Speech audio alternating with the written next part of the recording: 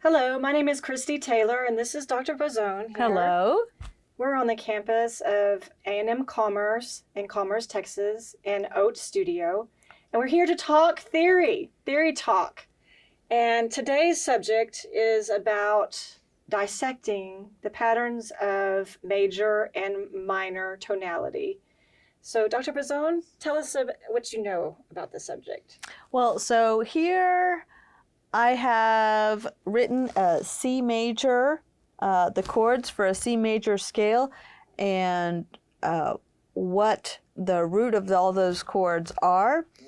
And C and A minor are, like we talked about last week, relative keys. They have the same key signature.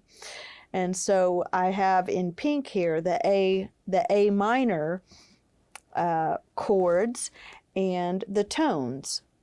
I wanted to focus in on scales in particular. And here I have the letter names for the notes that make up a C major scale. And because these two keys, C major and A minor, share the same key signature, they're actually going to have the same notes, which you can see, C, D, E, F, G, A. It's just that A natural minor is going to start and end on A, and it's also going to have a little bit different of a pattern because of where it starts. And C major is going to start and end on C. And again, because it starts on C, it's going to have a little bit different pattern because each of these two scales starts and ends in different places. Can you highlight what you're meaning by pattern? Yeah. So if you look at a piano, you'll notice that you have a lot of white notes and black notes. And there's like a real pattern on the piano. We have like 3 black notes and then 2 white ones and then 2 black notes and then 2 white ones. Then there's also white notes in front of the black ones. But essentially there's 12 half steps. That's the smallest possible distance between a note in an octave. An octave is that C to C note, or that A to A note that starts and ends the scale. You can see here there's only 7 notes, yeah? 1, 2, 3, 4, 5, 6, 7. That C is a repeat. Same is in A natural minor, 1, 2, 3, 4, 5, 6, 7.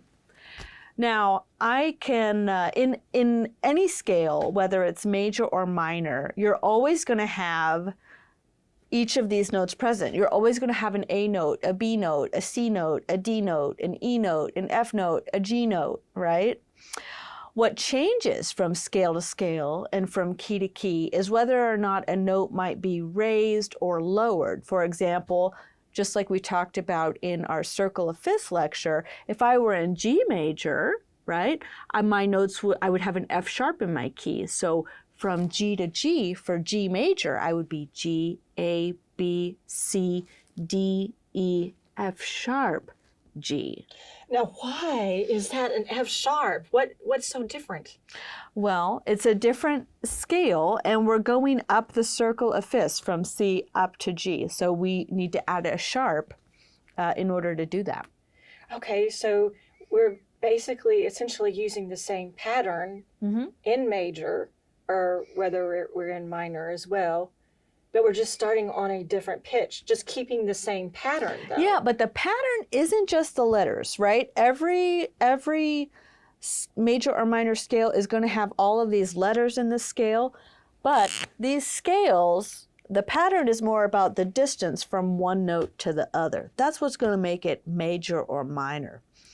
So the distance from C to D, think about a piano. I don't know if you know where C, let me just draw a quick piano. Sometimes when I get lost, I draw a piano. I really do. And this piano, here we go. So, here we go. C sharp.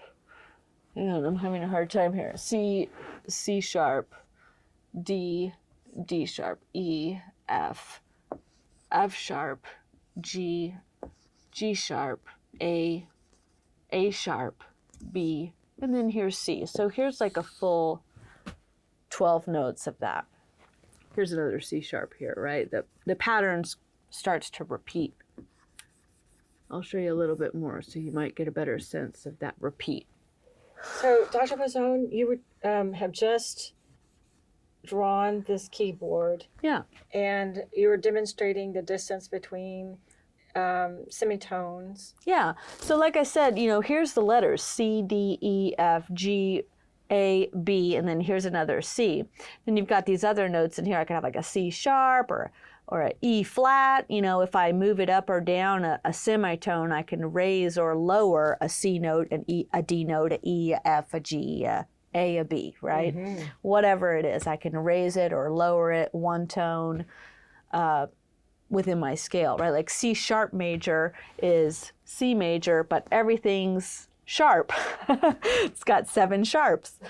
So yeah. You raise it, everything. Yeah, you raise everything up a half step, and it has the same pattern. So the pattern between the notes is we've got a whole step between C and D, or scale degree 1 and 2. Yeah. Mm-hmm.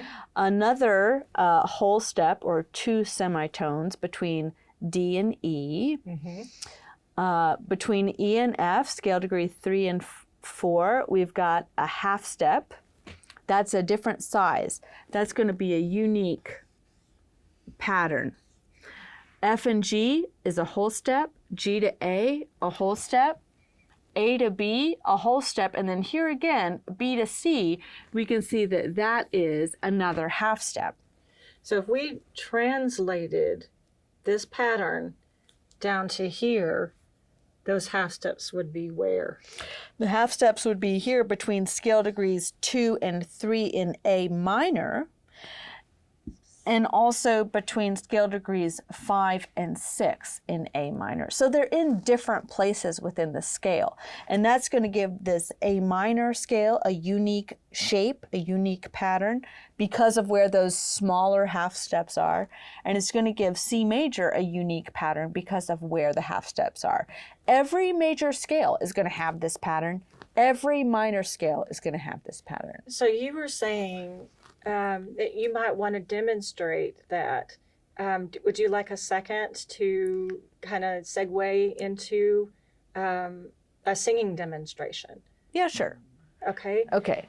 So momentarily, we're going to come back in just a moment, and Dr. Bozzone is going to demonstrate what she has just emphasized through her lecture here. Mm-hmm. I kind of want to talk about how each of these tones within a scale, we use what's called solfege to sing through it. Like I can use letters, or I can use numbers, 1, 2, 3, 4, 5, 6, 7, or I can use what's called solfege, where if you ever watch The Sound of Music, you'll be really familiar with solfege. Do, so here's my C note, scale degree 1. Do, re, mi, fa, sol, la, ti, do. I can't reach and sing it again. Let me do it again. Do. Okay. Do, re, mi, fa, sol, la, ti, do. Do, ti, la, sol, fa, mi, re, do.